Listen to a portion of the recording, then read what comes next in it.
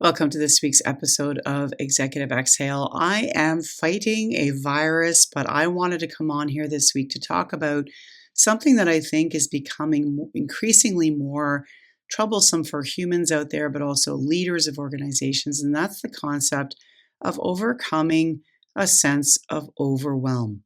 Recently, I have found myself really struggling with my own mental health lately, and I want to share this because what you're experiencing in terms of anxiety and overwhelm can be very real. The state of political turmoil we're seeing in the world right now, maybe you're struggling with financial strains, maybe there's a sense of overwhelm that just causes this innate sort of paralysis in your life where you just feel like the chaotic and unsafe life around you is having you lose sight of your own path and question whether what you're doing even matters. So I'm here to say that you're not alone.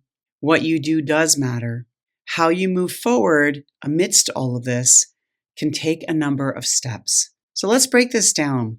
And I want to note that as we go through today's episode, that this is medicine that I have needed to take myself. This is not me preaching to you. This is me acknowledging what I need and needed to move forward, that I continue to use even today as I record this episode today with you. Welcome to the Executive Exhale podcast. I'm Tammy, your host, an executive coach and heart breath guide who is absolutely passionate about leadership wellness. If you're a leader who's completely exhausted, stressed out, and feeling like you've forgotten how to breathe, you are not alone. In the high-stakes world of leadership, the pressure to perform can be absolutely relentless. This podcast is your space to pause, exhale, and finally connect with solutions to help you live a more peaceful and joy-filled life. Each week, we talk with coaches, counselors, and wellness experts to bring you simple, actionable strategies that will help you to reclaim your well-being, build resilience, and lead with clarity. So, take a deep breath, and let's get started.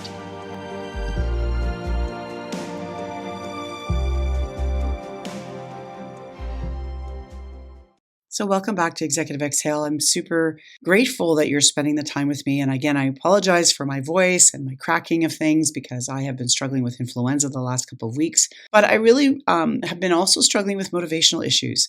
And I really want to bring this to the table today because I know that there are people out there that need to hear this message today.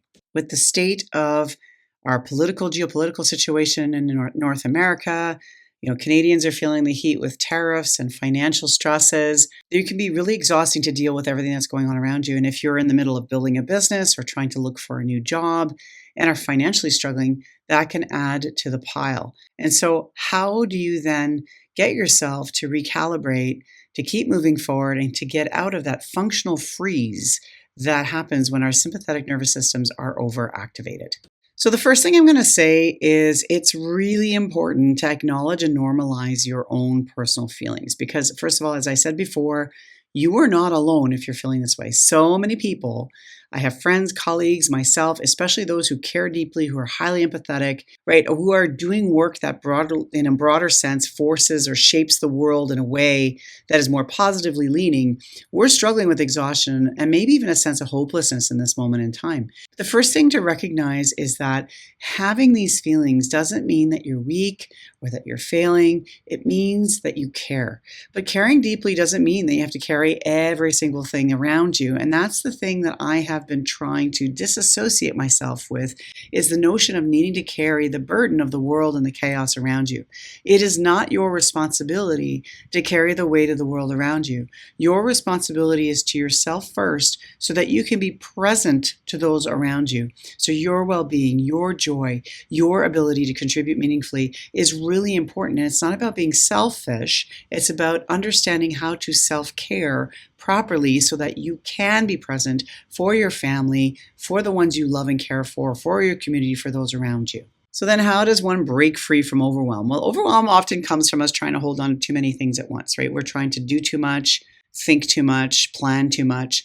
So instead of thinking of building your business as one big, huge, looming task, for example, or building your career or whatever it is that you're looking to plan, instead of looking at it as one big, huge task or one big, huge issue, try to break it down into pieces. Now, that might seem simple, but it's not. Sometimes it can be really hard to decide what that is. For me, it's like looking at what's one single action I can take, or what's one thing I can do to make me feel more closer to momentum, or if everything else fell away, what's the simplest thing that helps you to move forward? Because momentum starts with tiny steps. You have to get past that freeze, past that inertia. And that's the hardest part. I fully admit it's the part that I'm struggling with the most of late. And it's not about, for me, it's like, forget about trying to find that next client.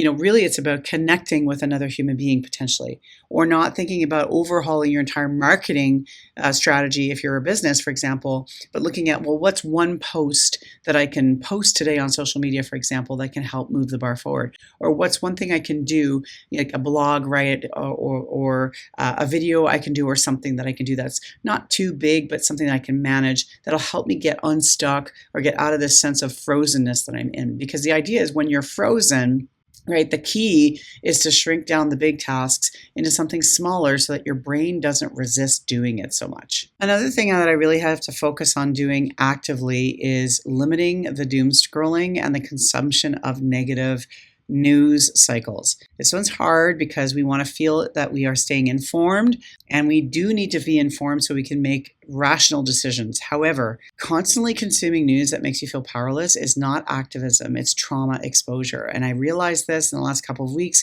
as my mental health took a big hit. And when I mean a big hit, I mean a big hit. Self-isolation, not wanting to move forward, sort of starting to feel hopeless on where to move forward in my business, etc. And this is, by the way, I'm sharing very vulnerable things with you today because this is what being human is. You can build a business, be very successful, and actually be helping your clients move forward on their goals, but still feel like you are falling behind on your own. You are not betraying your values by stepping back. I want to repeat that. You are not betraying your values by stepping back to protect your mental space. Give yourself one designated time per day, like a 15-minute afternoon or what have you, where you check in with news sources. Keep it legitimate if you can, and go to trusted sources that don't sensationalize, but rather inform of what is going on around you. Take breaks. Even activists need to recharge, right? You need to make sure that you take breaks from social media and from the online world, and give yourself an opportunity to read a book that's inspirational, or write some poetry, or play a video game if that's what helps you, but do something else that helps you to recharge. Your impact on this world comes from the energy that you bring to it, not by being crushed by it. So be very clear about giving yourself some time to log off of the social media doom scrolling and logging into things that helps refuel you in some way. The next thing I really want to bring to the table is the notion that joy is not a luxury, it's a necessity. I hear, the longing that people will share with me, or that I've even thought about in the last few weeks, is you want to feel joy, you want to travel, you want to move beyond this place of scarcity that you're in. Your brain's telling you, I can't feel joy until I do a certain thing. I can't feel joy till I make money, or I can't feel joy till I have that next client, or I can't feel joy until I achieve that certain success. What if the opposite were true? What if feeling joy actually helps you to create the energy that you want to bring in the money? So this is something I'm going to be really diving deep in the next few weeks, months, is the notion of, where do I add joy in my day now so that I can start to leverage and tap into that energy and that feeling now. So for example, you could take a day trip somewhere, find a cozy shop or with a beautiful view so you can work from there for a day. Maybe go on an artist date somewhere where you go somewhere new, even in your own city, and sort of take a look around, be sort of a tourist in your own home. You could listen to music or watch movies that transport you to places that you dream of. Maybe watch YouTube videos, travel videos, things like that. Something that helps to sort of help you connect to the joy that you feel. So if there's something you love, really try to focus on that as much as possible. You can only really start to move the bar forward when you start to find ways to thrive in your environment. No matter what's happening around you, you need to commit to creating a life that sustains you or that brings joy in your life. So let yourself feel pockets of joy.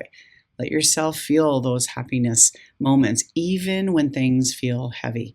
In fact, even more so is it more important for you to find those moments of joy, even when life feels heavy. I'm reading a book right now called The Choice by Dr. Edith Eger.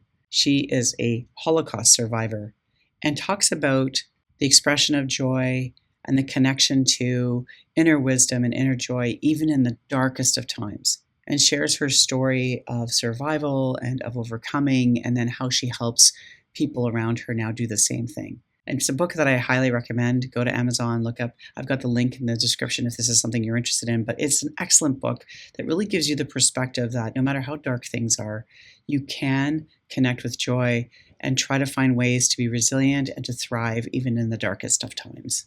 The next thing that I have been really trying to connect to, and it's been hard for me because when I feel overwhelmed or when my trauma triggers are triggered, I want to self-isolate. I want to hide. It's a trauma response that is age old as long as I've been alive. And it's something that I have to start to overcome. And the first thing is really knowing how to connect with people who uplift you. Right now, isolating can amplify everything. So if you find yourself self-isolating, you're going to amplify everything because you're going to focus on the sense of overwhelm and on the negativity all around you. So connect with people who remind you of your power, your vision, your potential.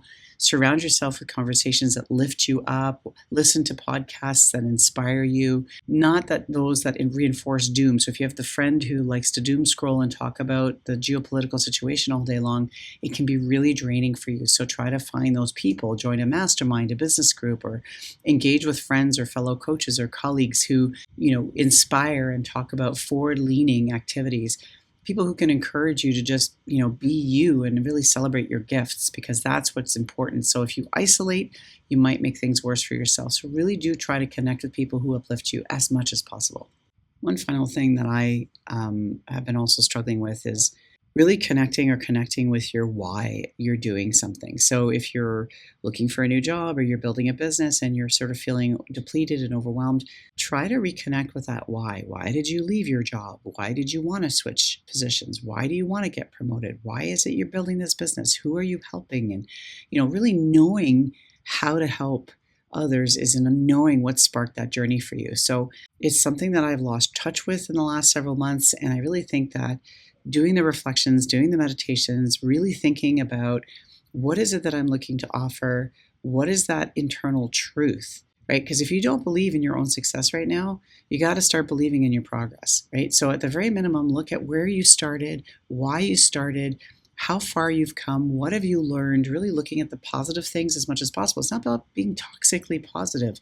It's about looking at what you've learned and how much you've achieved so far. Because if you can just keep going, even if it's slow, even when it's hard, even when it feels pointless, you will start to still make forward momentum. Momentum will still kick in. You will still be able to achieve something if you just keep moving forward, keep taking that one step in front of the other.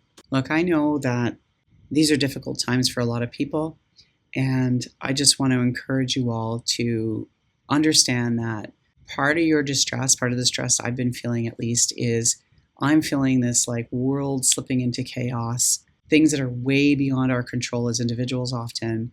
And all I'm going to say is I'm going to challenge you, because this is a challenge I've put out for myself, is what if instead of fearing the future, we actively crafted our own futures? What if in the moment, right here, right now, there's a turning point where you said, no matter what is happening around me, I will create a life that sustains me.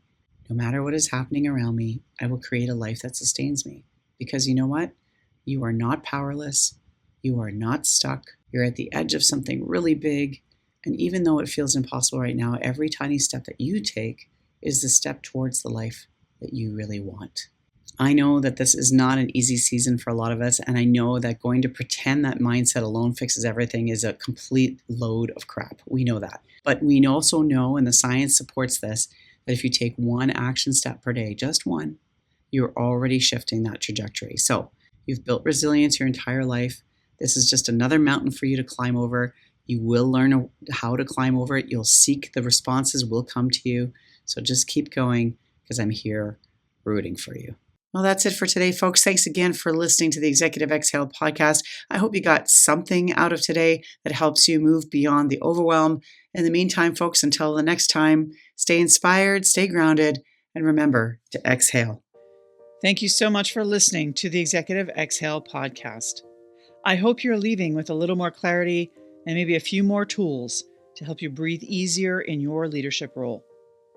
If this episode resonated with you, don't forget to hit subscribe, leave a quick review, and share it with a colleague or friend who might need to hear this. We're all in this together. and sometimes we just need a reminder to exhale. And hey, if you're looking for more support, head over to www.executiveexhale.com, where you'll find resources and ways to work with me or my team directly.